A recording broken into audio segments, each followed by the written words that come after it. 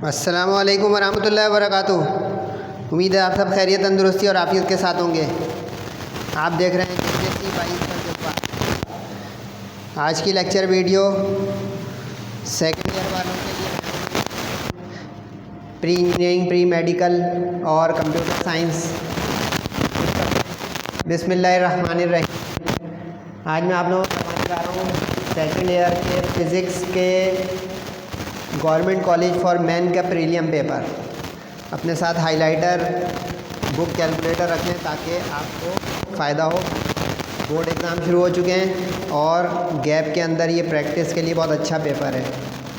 एक balance paper है।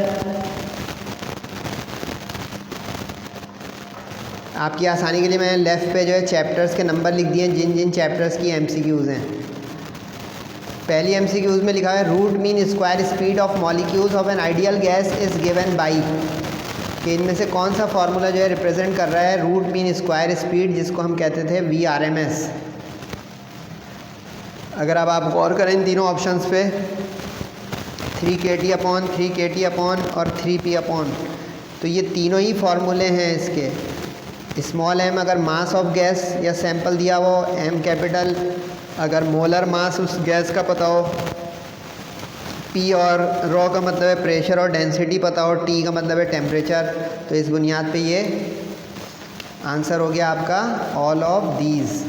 लेकिन अगर इसमें कुछ आगे पीछे करेगा तो ध्यान रखिएगा, कभी कभार ये होता है फार्मूले को उलट पुलट कर देता है, सारे एक जैसे लग रहे होते हैं।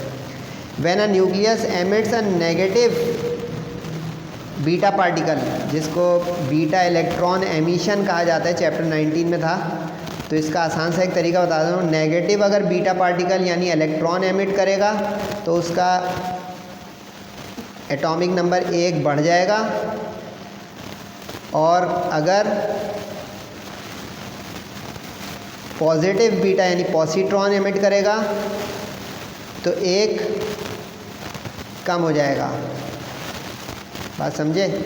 तो ये जो है इसका आसान सा तरीका है कि इंक्रीजेस बाई 1।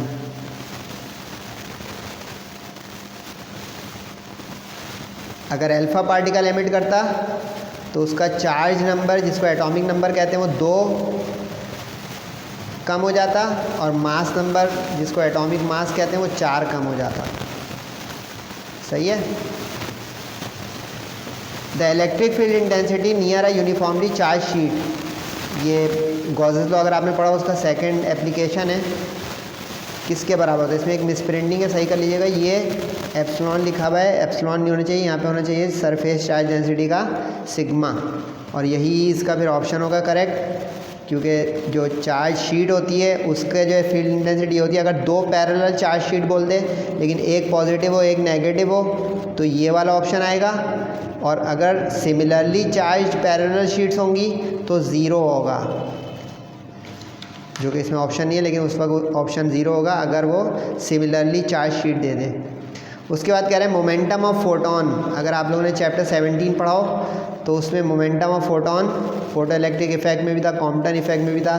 hc/λ होता है इसका मोमेंटम का formula. The path of A neutron, J Thomson experiment अगर आपने पढ़ा हो चैप्टर 14 में, तो अगर न्यूट्रॉन पे गौर करें तो न्यूट्रॉन एक न्यूट्रल पार्टिकल है, तो उसके मैग्नेटिक फील्ड में दाखिल होने पर परपेंडिकुलरली कोई असर नहीं आएगा, इसलिए वो अनडिफ्लेक्टेड सीधा निकल जाएगा स्ट्रेट लाइन में। लेकिन अगर यहाँ पे बोलता है इलेक्ट्रॉन या प्रोटॉन या अल्फ़ा पार्टिकल तो सर्कुलर पाथ पे घूमेगा, ये लिखने साइड पर।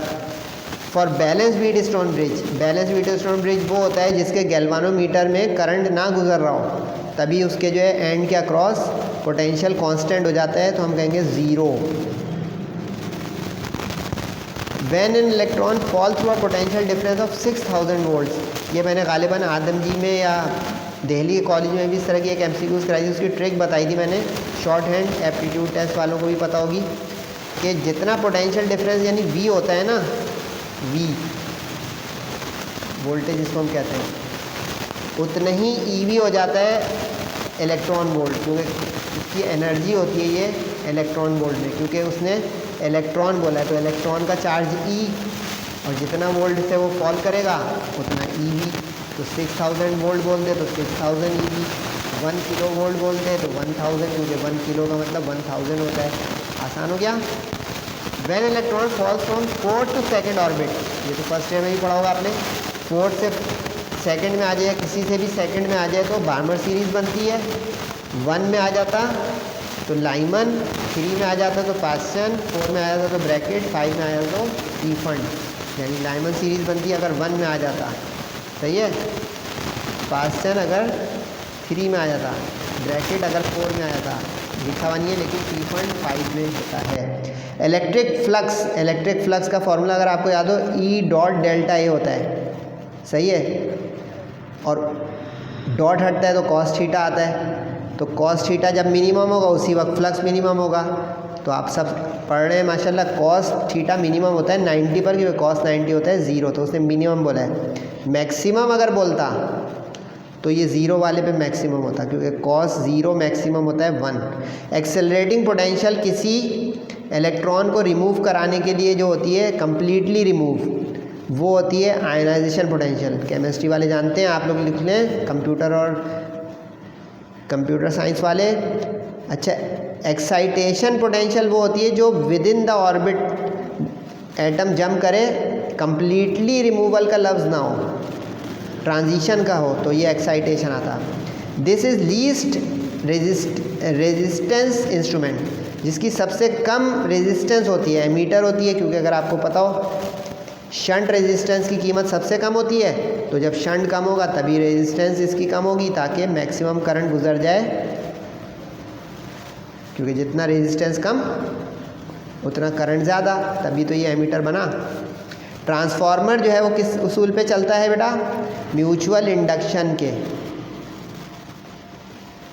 साइड पे लिख लें, अगर पूछ ले एसी जनरेटर किस उसूल पे चलता है तो कहोगे फैराडेज लॉ या लेंजेस लॉ के उसूल पर। सही है जी। The quantum of electromagnetic radiation, quanta कहते हैं पैकेट एनर्जी, फोटोन होता है क्वांटा ऑफ एनर्जी।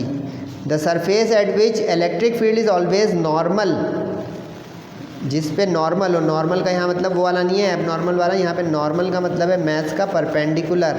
अगर आपने पढ़ा हो तो इस तरह की जो सरफेसेस होती हैं उसके ऊपर ये परपेंडिकुलर होते हैं। मैथ्स वालों को बताओ, ऑर्थोगोनल ट्रैजेक्टरी भी पढ़ा होगा। ये जो है वो कौन सी फील्ड होती है? Equipotential surface field. याद आया? कर लेंगे। Equipotential surface have same potential and perpendicular to the field, equipotential. और कभी ये पूछ ले कि वर्क डन क्या करना पड़ता है इक्विपोटेंशियल सरफेस पे, कहोगे 0 work done, because potential is not changing. The excitation energy of a state whose binding energy is -3.4 will be. ये ज़रा समझ के कीजिएगा, साइड पे मैं कर रहा हूँ। 13.6 जो होती है ना, ये आयनाइजेशन एनर्जी होती है हाइड्रोजन की, ठीक है। 13.6 माइनस में होती है, मैंने यहाँ पे सिर्फ आसानी के लिए लिखा है अभी प्लस। अब जितना भी आपको बाइंडिंग एनर्जी पूछ रहा हूँ ना, जैसे यहाँ पे -3.4 लिखा हुआ है, कभी 1.51 कर दे, कभी 0.5 कर दे, इस तरह की, तो आप इन दोनों का ना डिफरेंस ले लेंगे, क्योंकि ये ग्राउंड स्टेट एनर्जी और आयनाइजेशन एनर्जी की वैल्यू है। यानी अब 13.6 से माइनस कर दे 3.4, जो आंसर आएगा वो ऑप्शन बन जाएगा 13.6, पॉइंट आएगा 13.6 माइनस 3.4 आ गया 10.2। कुछ समझे? समझा भी रहे सर, ना याद कर लें, ये सारी MCQs बोर्ड में अभी थोड़ी प्रैक्टिस है और दिमाग खोलने के लिए। Thermostat is a device which is use to simple maintain temperature. Refrigerators वगैरह में इन सब चीज़ों में थर्मोस्टेट्स होते हैं, टेम्परेचर कंट्रोल करते हैं। The rate of flow of blood in the human body can be trace by using sodium 24, isotope है सोडियम का, ये ह्यूमन ब्लड के फ्लो को ट्रेस करता है। बाकी भी ध्यान रखिएगा, अगर वो कार्बन 612 तो नहीं, कार्बन जो 14 होता है वो आर्कियोलॉजी में पुरानी चीज़ें जो 4-4 हज़ार 5-5 हज़ार साल पुरानी हैं उनको डिटेक्ट करने में कार्बन 14 इस्तेमाल होता है। सही है। आयोडीन जो होता है, कोबाल्ट 60 जो होता है, अब जैसे कोबाल्ट 60 जो है वो थायराइड ग्लैंड के कैंसरस ट्यूमर में इस्तेमाल होता है। वैसे आपको एक जगह बता दूं, चैप्टर 20 में ना यूजेस ऑफ आइसोटोप्स में पहुंचिएगा, उसमें आपको ये सारे एक ही पेज पे मिल जाएंगे। तो ये इसमें से एक ज़रूर आती है आमतौर पे, प्रैक्टिस करिएगा। तो मॉडरेट एमसीक्यूज थी, कोशिश करूँगा मैं इसको लिंक में PDF डाल दूँ। अरे जाइएगा नहीं, सेक्शन बी और सी का जायज़ा होगा और उसके अंदर न्यूमेरिकल जो नए से होंगे वो हम करेंगे। आप लोग जाने लग जाते हैं भाई, इम्तिहान मेरा भी ये चल रहा है, लेकिन आप लोग देख रहे हैं सर आते रहते हैं, समझे कुछ। चलें भाई, section B and C. Section B C में मैंने आपकी आसानी के लिए लेफ़्ट पर क्या कर दिया बेटा, बोलें, चैप्टर के नंबर और N फॉर न्यूमेरिकल और T फॉर थ्योरी लिख दिया है। सही है। फॉरमैन का ये कॉलेज का पेपर है और किस चीज़ का है भाई, फिज़िक्स सेकेंड ईयर का।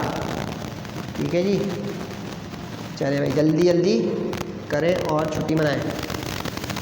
ये भी देखते रहते हैं कि भाई कुछ इंपॉर्टेंट लग रहे हैं सर के थ्योरी वाले। Coefficient of linear volume expansion की डेरिवेशन बिल्कुल इंपॉर्टेंट है भाई। अच्छा, ये volume of brass sphere book में ये 11.3 है पेज नंबर 38 पे। लेकिन एक चीज़ बता दूं, बुक से इन्होंने चेंजेस किए ताकि जो स्टूडेंट नकल करते हैं, सॉरी टू से, वो फंस जाएं। तो नकल में ज़रा अकल लगाइएगा। बुक में यहाँ 0 से 100 है, तो जहाँ पे डेल्टा टी वाली ज़रूरत पड़ेगी ना आपको फॉर्मूले में, वहाँ पे रखिएगा 70 - 20। ये बस सिली ना हो, वरना सारा काम ख़राब हो जाएगा कि मैं याद करके आया था 100 और उसने यहाँ देखिए 50 वाला डिफरेंस दिया हुआ है और अल्फ़ा दिया हुआ है और पूछ रहा है वॉल्यूम। तो आपको ये भी ध्यान रखना पड़ेगा, 3/अल्फ़ा से आएगा। धोखा है, यानी वॉल्यूम वाली चीज़ पूछ रहा है, दिए रहा है लीनियर एक्सपेंशन वाली, तो हमें पहले अल्फ़ा से बीटा निकालना होगा, फिर फॉर्मूले में जाएगा, तब ये बुक का वर्ड टू वर्ड हो गया। डिफाइन इलेक्ट्रिक फील्ड इंटेंसिटी यानी ई, पोटेंशियल डिफरेंस यानी वी, और फिर ई और वी का रिलेशन जो हम करते थे पोटेंशियल ग्रेडियंट का, इस तरह से अगर आपको याद आ जाए तो बड़ी अच्छी बात हो जाएगी। यानी E = V/D, यानी V = E.D या R, जिसको पोटेंशियल ग्रेडियंट कहते थे। तो ये भी इम्पॉर्टेंट है भाई। रेजिस्टिविटी और conductor resistance affecting by temperature, ये भी बहुत इंपॉर्टेंट है। और करके उन्होंने इसके साथ दे दिया है न्यूमेरिकल। अच्छा, इस न्यूमेरिकल के बारे में बता दूं, न्यूमेरिकल अगर आप बुक का खोलेंगे ये 13.22 यानी लास्ट न्यूमेरिकल उस चैप्टर का, तो उसमें नाइक्रोमनी कॉन्स्टेंटन है। तो कॉन्स्टेंटन का मटेरियल बदला है तो उसका अल्फ़ा और रॉ बदलेगा, बस ये फ़र्क है। बाकी 50 डिग्री 50 ही रखा है उन्होंने। आगे nuclear fission, nuclear fusion reaction की डेफिनेशन। अच्छा देखें, डेफिनेशन वगैरह जो होती है ना, ये याद कर लिया करें, वरना देखें एक नंबर फंस जाएगा। हम फिजन को इंपॉर्टेंट निकालें, फिजन चेन रिएक्शन को, अब ये बीच में कबाब में हड्डी। लेकिन कोशिश करें कि ऐसी चीज़ें हल्की हल्की होती हैं कि when two lighter nuclei are fused or merged together to give a large heavy nucleus with the release of tremendous amount of energy is called fusion या nuclear fusion reaction। कितनी मुश्किल है बताएं, याद हो गया ना, मुझे भी याद है। The number of atoms word to word chapter number 19 का 19.7 का न्यूमेरिकल कर ले प्रैक्टिस। अच्छा, ये इन्होंने थोड़ा गैस पेपर बना दिया कि थ्योरी और न्यूमेरिकल के बीच बीच में और लगा दिया है, लेकिन इम्तिहान में ये नहीं होगा। इसलिए आप अगर ये काउंटिंग एन की करेंगे तो ये 11 आ जाएंगे, ये 11 न्यूमेरिकल लगेंगे। सर ने लिखा है 8, क्यों? क्योंकि 3 न्यूमेरिकल नहीं आएंगे, 3 थ्योरी आएगी और 3 थ्योरी तो यहाँ पे भी 6 हो गई, तो 8 न्यूमेरिकल 6 थ्योरी, तब 14 पार्ट्स होंगे।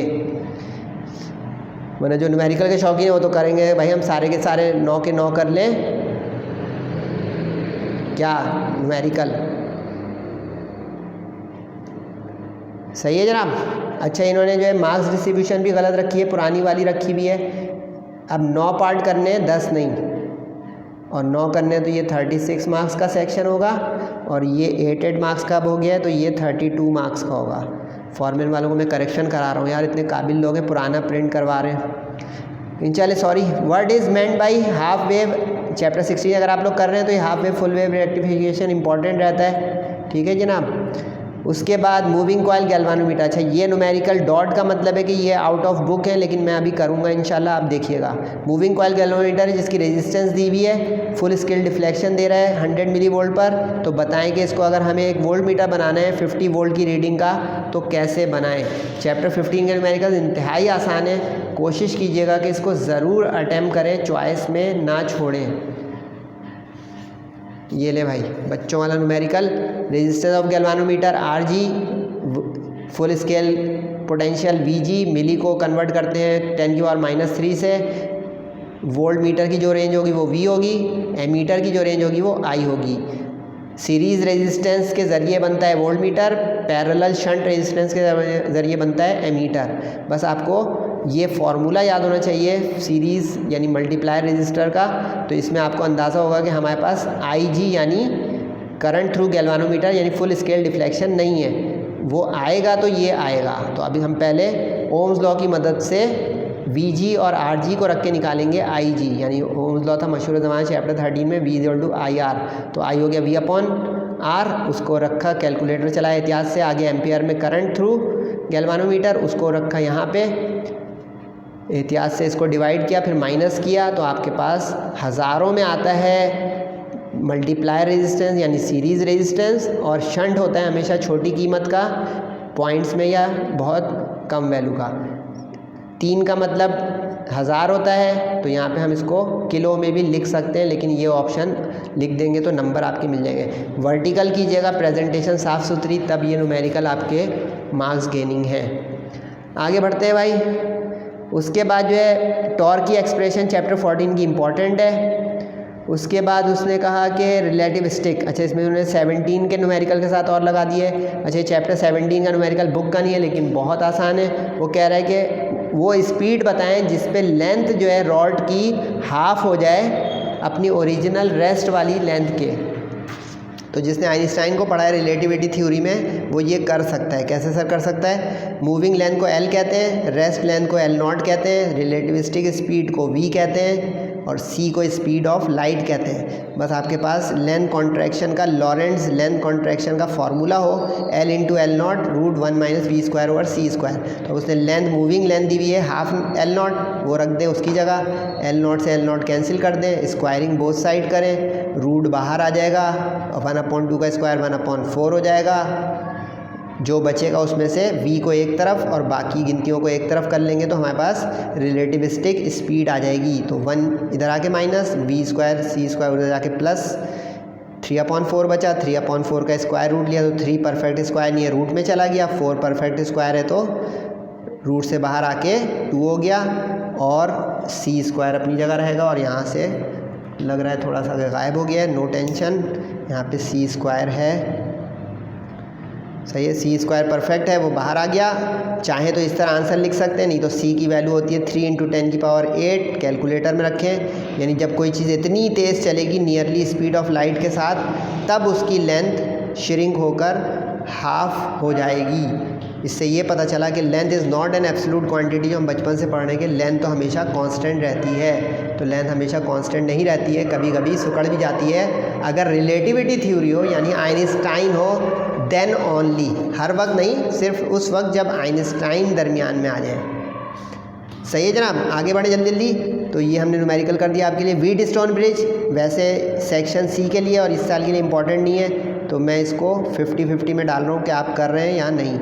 Rectangular block of iron has dimension, एक रेक्टेंगुलर ब्लॉक है जिसकी 3 डायमेंशन यानी लेंथ, ब्रेड्थ और डेप्थ दी हुई है। कह रहे हैं कि उसके रेजिस्टेंस बताएं अपोजिट स्क्वायर एंड्स के, अपोजिट स्क्वायर एंड्स के एक क्वेश्चन, और दूसरा के रेजिस्टेंस बिटवीन 2 रेक्टेंगुलर फेसेस। अब ज़रा ये समझिएगा है कि ये न्यूमेरिकल आया कहाँ से। ये न्यूमेरिकल पता है कहाँ से है? ये बहुत पहले ये 15 साल पहले बोर्ड एग्ज़ाम में आया था। इस डायग्राम पे गौर करें, टाइम नहीं है वरना मैं बहुत ज़्यादा समझाता इस सवाल को। एक रेक्टेंगुलर चीज़ है तो इसके देखें, ये स्क्वायर और ये स्क्वायर हुआ, ठीक है, और ये जो है ना ये रेक्टेंगुलर हुआ।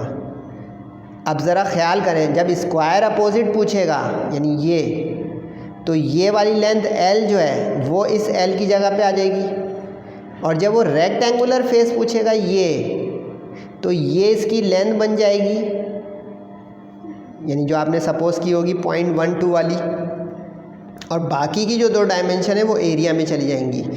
बात समझे?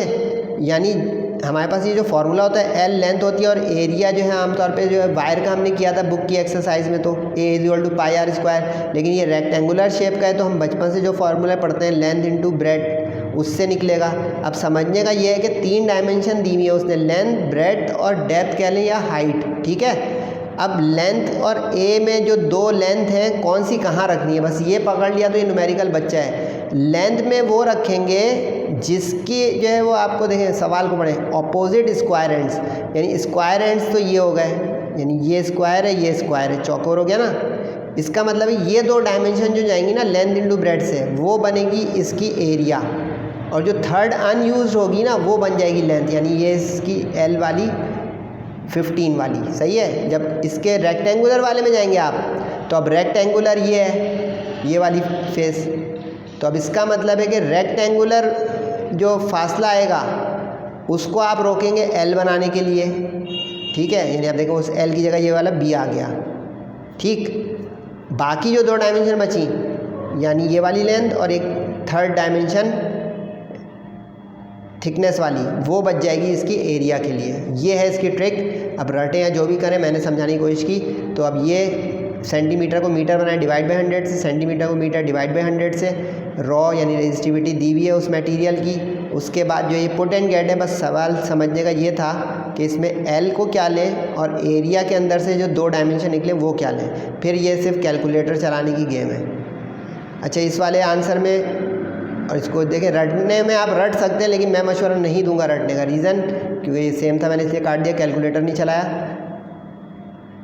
कि देखें ये वाली लेंथ स्क्वायर की वजह से जो बची ये वाली लेंथ, ठीक है, और इसमें 0.012 वाली लेंथ क्योंकि इसमें रेक्टेंगुलर की वजह से जो बची वो। अच्छा, इसमें आप अगर चाहें तो पॉइंट को अगर यूँ मूव कर दें एक 0.64, तो ये हो जाएगा 10⁻⁻6, जिसको हम फिर माइक्रो ओम भी कह सकते हैं। ये आपके पास ऑप्शन होगा अगर चाहें तो, लेकिन सबसे अहम इसमें हज़म करने का ये हिस्सा है जो मैंने बताया। अच्छा, आर का मतलब रेक्टेंगुलर और एस का मतलब स्क्वायर।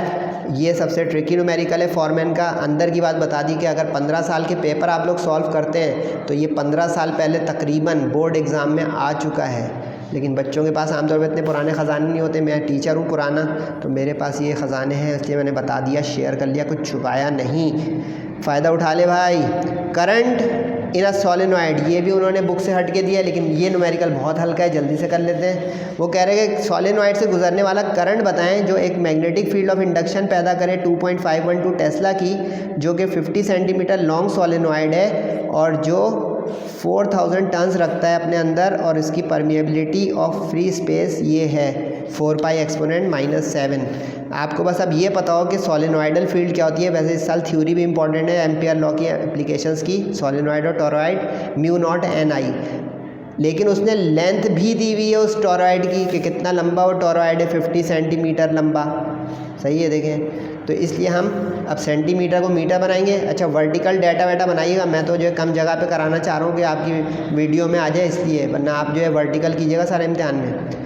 μ0 की वैल्यू गिवन होगी, नहीं होगी तो मांगिएगा टीचर से। नंबर ऑफ टर्न्स n हो गया, तो अब n जो है ना इसके बराबर हो जाता है अगर number of turns per unit length given होगी। वो सोलेनॉइड कितना लंबा है, जैसे ये मेरी पेंसिल है कितनी लंबी है, तो इस पर जितनी लंबाई बढ़ेगी कम होगी, नंबर ऑफ टर्न्स कम ज़्यादा हो जाएंगी। ठीक है, वाइंडिंग जिसको हम कहते हैं। अब इसमें आई चाहिए तो फार्मूला मेकिंग करें, एल उधर कर दें, μ0 n क्रॉस मल्टीप्लाई, बताएं कितना पुट एंड गेट, बस मीटर बनाना मत भूल जाइएगा, और n = n/L समझना मत भूल जाइएगा। तो इतना हाई फाई करंट देंगे तब इतनी फील्ड आएगी, क्योंकि जितनी ज़्यादा वैल्यू की फील्ड होती है ना उतना ज़्यादा करंट देना पड़ता है। समझे आई? जल्दी जल्दी भाई, मेरी वीडियो ख़त्म। उसके बाद वो कह रहा है कि ये तो वर्ड टू वर्ड जो है 18 चैप्टर का न्यूमेरिकल 18.5 कर लीजिएगा। उसके बाद चैप्टर 11 का उसने न्यूमेरिकल, अच्छा देखिए चैप्टर 11 का न्यूमेरिकल हर कोई बदल रहा है, नोट कर रहे हैं आप। आदम जी का मेरे जाके वीडियो देखिएगा, दिल्ली की देखिएगा, ये डीजे का मेरा प्रोग्राम है, लेकिन वो बड़ा मुश्किल पेपर है, देखता हूँ कराऊँ कि ना कराऊँ। ये देखें इन्होंने भी बदल दिया, इन्होंने देखें हीट एनर्जी दी हुई है, वॉल्यूम चेंज दी हुई है, वर्क डन पूछ रहे हैं, प्रेशर पूछ रहे हैं। बज़ाहिर तो बच्चा न्यूमेरिकल है, लेकिन जो स्टूडेंट बुक के न्यूमेरिकल के आगे पीछे दिमाग नहीं लगाते, वो कहेंगे इतना सा न्यूमेरिकल भी वो छोड़ के आ जाएंगे कहाँ से आया था। तो ये माइंडसेट ख़त्म करके जाइएगा बोर्ड में कि कहाँ से आया था। भाई सिलेबस में ये फर्स्ट लॉ ऑफ थर्मोडाइनमिक्स है, हाँ बोले तो बस बुक में से आया था।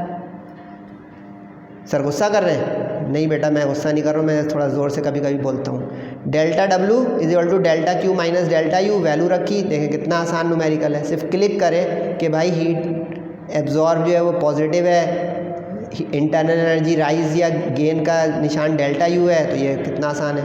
उसके बाद pressure volume work first year में केमिस्ट्री में भी था, इधर भी है। तो देखें अब उसने अगर प्रेशर पूछा है तो प्रेशर कांस्टेंट होता है आइसोबैरिक प्रोसेस में। ये अल्फाज मैं आपके लिए आसानी के लिए बता रहा हूँ कि आइसोबैरिक प्रोसेस वो होता है जिसमें प्रेशर कांस्टेंट। अब देखें डेल्टा वी से डिवाइड किया, इसी मकसद से ये वैल्यू आई थी 450, डिवाइड किया, देखें कितना अच्छा सा आंसर आ गया 100 न्यूटन पर स्क्वायर मीटर प्रेशर के यूनिट्स, एम्पेयर करंट के यूनिट्स, जूल वर्क डन के यूनिट्स। आसान है, दुआ करें आ जाए। अब है सवाल सारे सीधे, अब कोई भी नया सवाल नहीं है। शॉर्टेस्ट वेवलेंथ, ये वर्ड टू वर्ड एग्जाम्पल है बुक की 18.3, इससे ये पता चला बुक की एग्जाम्पल्स भी आ सकती हैं करें। इलेक्ट्रिक फ्लक्स, अच्छा कुछ लोग ये ITQ वाले सवाल नहीं करते हैं तो इस पर 50-50 का अंडरलाइन आ गया, सही है। और ये बुक का न्यूमेरिकल है word to word 12.6। Section C देख लेते हैं जल्दी से, उसके बाद आप लोग की छुट्टी। जे थॉमसन एक्सपेरिमेंट इस साल एक्सपेक्टेड है, बिल्कुल okay. Pressure of an ideal gas P=1/3 V² बार, बिल्कुल ओके। एम्पियर लॉ, और इन्होंने कौन सा दिया भाई, चॉइस। लेकिन मैं बार बार बता रहा हूँ, आदम जी दिल्ली में बताया था आप दोनों करके जाएं, बोर्ड में चॉइस नहीं होगी सोलेनॉइड और टोरॉइड में, सही। मूविंग कॉइल गैल्वानोमीटर, बिल्कुल एक्सपेक्टेड, ओके जा रहा है। अच्छा भाई कैपेसिटर जो है उन्होंने रिपीट किया है, अगर आप प्री इंजीनियरिंग और प्री मेडिकल के हैं तो। स्पेशल थ्योरी ऑफ रिलेटिविटी बिल्कुल एक्सपेक्टेड, ओके। फोटो इलेक्ट्रिक भी उन्होंने रिपीट किया, इसकी जगह कॉम्पटन का चांस ज़्यादा है, लेकिन मेरे 4 पार्ट हो रहे हैं, नो टेंशन नो मेंशन। तो ये अच्छा पेपर है, प्रैक्टिस करें न्यूमेरिकल्स की, थ्योरी इंपॉर्टेंट है, उसको रिवाइज़ करें, MCQ उसको दिमाग खोलने के लिए देखें, और अपना और अपने वालिदैन का बहुत ख्याल रखें। गर्मियाँ बहुत चल रही हैं, खूब हाइड्रेटेड रहें, पानी वानी पिएं, और धूप से और गर्मियों से बचें। सर जव्वाद की दुआएं आप लोगों के साथ हैं। बेस्ट ऑफ लक, दुआओं की दरख्वास्त। अस्सलामु अलैकुम वरहमतुल्लाहि वबरकातुहू।